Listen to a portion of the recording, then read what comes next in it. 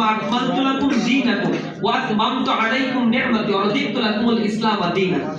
এবং এই দিন যে অর্জন করতে পারে, দিনের জ্ঞান যে অর্জন করতে পারে, সেই হচ্ছে শ্রেষ্ঠ ব্যক্তি, যেটা রাসূল করিম সাল্লাল্লাহু আলাইহি ওয়াসাল্লাম বারবার উৎসাহিত করেছেন। এবং রাসূলকেও আল্লাহ রাব্বুল আলামিন একজন শিক্ষক হিসেবে পাঠিয়েছিলেন। আলামিন রাসূল করিম সাল্লাল্লাহু আলাইহি ওয়াসাল্লামের কার্যক্রম যখন নবুয়তের মাধ্যমে নির্দেশনা দেওয়া শুরু করেছিলেন, তখন রাসূল করিম সাল্লাল্লাহু আলাইহি ওয়াসাল্লামকে কতগুলো কাজ আল্লাহ রাব্বুল আলামিন আবশ্যক করে দিয়েছিলেন। কোরআনে আল্লাহ বলছেন, হুয়াল্লাযী বাআসা ফিল উম্মিয়িনা রাসূলাম মিনহুম ইয়াতলু আলাইহিম আয়াতি ওয়া ইউযাক্কিহিম ওয়া ইউআল্লিমুহুমুল কিতাবা ওয়াল হিকমা। আল্লাহ রাব্বুল আলামিন বলছেন যে আমি আমার রাসূলকে প্রেরণ করেছি কয়েকটা কারণ। তার মধ্যে একটা হচ্ছে তিনি মানুষকে সতর্ক করবেন, তাদেরকে কিতাব শিক্ষা দিবেন, তাদেরকে প্রজ্ঞা শিখাবেন। আর এটা এই কারণেই শিখাবেন যে এর আগে এই কিতাব এবং প্রজ্ঞা না থাকার কারণে মানুষ জাহালাতের মধ্যে নিমজ্জিত ছিল। রাসূল করিম সাল্লাল্লাহু আলাইহি ওয়াসাল্লামের আগমনের পূর্বে কেন নবুয়তের এত বেশি প্রয়োজনীয়তা, এই সিচুয়েশনটা আল্লাহ রাব্বুল আলামিন ক্রিয়েট করেছিলেন এবং মানুষকে এটা বোঝানোর জন্য প্র্যাকটিক্যালি এই সিচুয়েশনগুলো এই পৃথিবীতে আল্লাহ রাব্বুল আলামিন দাঁড় করিয়েছেন। এটা এই কারণেই ছিল যে 550 বছর বা 500 বছরের অধিক সময় আইয়ামে জাহিলিয়া ছিল, যেটাকে ঘোরতর অন্ধকারের যুগ বলা হয়। তো এই আইয়ামে জাহিলিয়াতের মূল স্পিরিটটা, জায়গাটা ছিল নারীর মর্যাদা সেখানে ছিল না। অর্থাৎ সেখানে নারীদেরকে পণ্য হিসেবে ব্যবহার করা হতো। পুরুষেরা তাদের মতো করে নারীদেরকে ব্যবহার করত তাদের যৌন লিপ্সা পূরণ করার জন্য। বহু বিবাহ প্রথা সেখানে চালু ছিল এবং নারীদের আর্থ সামাজিক মর্যাদা, অর্থনৈতিক ক্ষেত্রে তাদের অংশগ্রহণ কোনো কিছুই তাদের ছিল না। তাদেরকে সেবা দাসী হিসেবে ব্যবহার করা হতো সমাজ ব্যবস্থায়। দাসদের অবস্থা ছিল আরো করুণ, তাদের কোনো মানবিক মর্যাদা ছিল না।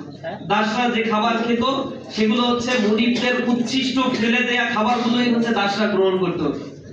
এরপরে সেখানে হালাল কাজ যেগুলো এখন আমরা মনে করি এগুলোকে তারা হারাম মনে করত, আর আমরা যে কাজগুলোকে এখন বর্তমানে খারাপ মনে করি, হারাম মনে করি, সেই কাজগুলোকে তারা হালাল মনে করত। অর্থাৎ সুদ, ঘুষ, জেনা, ব্যভিচার, মানুষকে ঠকানো, সামান্য একটা উটের পানি খাওয়াকে কেন্দ্র করে 40 বছর ধরে দুই গোত্রের মধ্যে রক্তক্ষয়ী সংঘর্ষ ঘটা, নিজেদের মধ্যে সামান্য কথায় কাটাকাটি হলেই একে অপরকে হত্যা করা, এই জাতীয় কর্মকাণ্ডের মধ্য দিয়ে একটা মাকসুদায় অধ্যায় ছিল তৎকালীন সময়।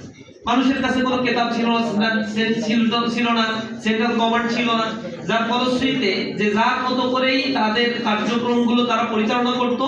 নিজেরা নিজেদেরকে সার্ভাইভ করার জন্য, টিকে থাকার জন্য অস্ত্র তৈরি করত, এই অস্ত্র ব্যবহার করত আবার আরেকটা গোত্রের উপর। এভাবে করে সমাজ ব্যবস্থা পরিচালিত হতো, যেটাকে খুব অন্ধকারাচ্ছন্ন একটা যুগ হিসেবে আখ্যায়িত করা হয়েছে। এরপরে রাসূল করিম সাল্লাল্লাহু আলাইহি ওয়াসাল্লামের আগমনের পরে যখন তার উপর নবুয়ত অবতীর্ণ হওয়া শুরু হলো, এই ঘোরতর অন্ধকার থেকে মানুষকে বের করে নিয়ে আসার জন্য আল্লাহ কোরআন শরীফের ভিতরে বলছেন, লিতুখরিজান নাসা মিনাজ জুলুমাতি ইলান নূর, যাতে মানুষদেরকে ঘোরতর তমানিসার অন্ধকার থেকে বের করে আলোর দিকে নিয়ে আসা যায়। অর্থাৎ ওইটা ছিল জাহালাত, আর এখন মানুষদেরকে আলোর দিকে নিয়ে আসা হচ্ছে। সেখানে নারীর অধিকার প্রতিষ্ঠিত হয়েছে, দাসদের অধিকার প্রতিষ্ঠিত হয়েছে, সমাজে মানুষ তার আত্মমর্যাদা ফিরে পেয়েছে। জুলুমবাজ যারা ছিল তাদের এগেইনস্টে মানুষদেরকে সংঘবদ্ধ করা গিয়েছে, মাজলুমরা তারা তাদের অধিকার ফিরে পেয়েছে। অর্থাৎ যে সকল জায়গাগুলোতে সমাজ ব্যবস্থায় একটা ধস নেমেছিল, রাসূল করিম সাল্লাল্লাহু আলাইহি ওয়াসাল্লাম কিতাবের মাধ্যমে মানুষদেরকে সভ্যতা শিখিয়েছেন, মানুষদেরকে সমাজ ব্যবস্থার অর্থনীতি কিভাবে পরিচালিত হবে, কালচারাল সিস্টেমটা কিভাবে পরিচালিত হবে, এই দিক নির্দেশনা কোরআনের মাধ্যমে আল্লাহ রাব্বুল আলামিন দিয়ে দিয়েছেন।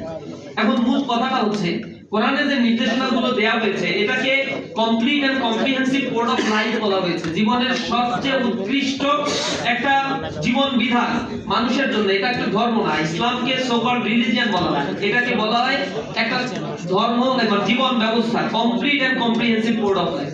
অর্থাৎ একটা মানুষের জীবনের জন্ম থেকে মৃত্যু পর্যন্ত এবং মৃত্যুর পরে তার কি হবে, ব্যবহারিক জীবন, অর্থনৈতিক জীবন, কালচারাল জীবন, সবকিছু এই কোরআনের মধ্যে বর্ণনা করা হয়েছে। এবং এটাকে আল্লাহ রাব্বুল আলামিন একটা পরিপূর্ণ জীবন বিধান হিসেবে ঘোষণা করেছেন, ইয়াউমা আকমালতু লাকুম দীনাকুম ওয়া আতমামতু আলাইকুম নি'মাতি ওয়া রাদিতু লাকুমুল ইসলাম দীনা।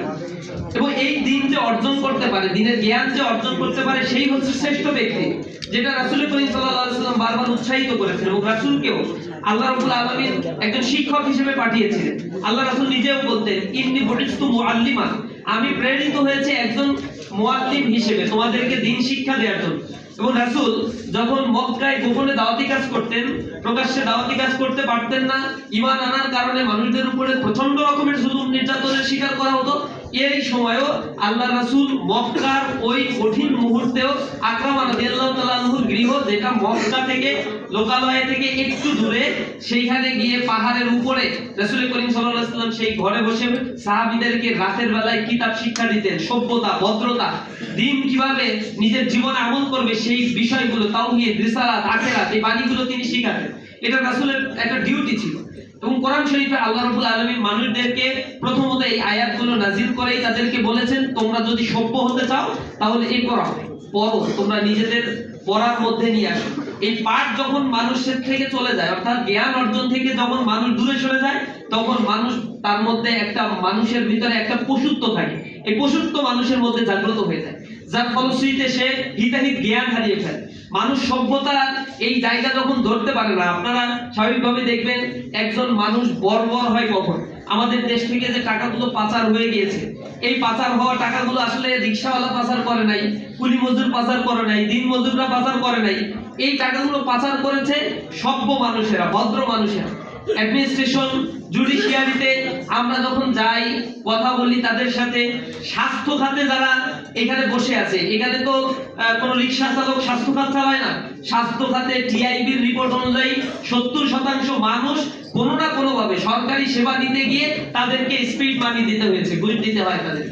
অর্থাৎ এই ঘুষ যা দেয় তার পরিমাণগুলো হিসেব করা হয়েছে সার্ভিস সেক্টরে। টিআইবি যা হিসাব করে তার চাইতে রিয়েল ডাটাটা হচ্ছে কয়েক গুণ বেশি। তারা বলেছে 10,000 কোটি টাকা এখানে শুধুমাত্র মানুষ সার্ভিস নিতে এসে সরকারি জায়গাগুলোতে ঘুষ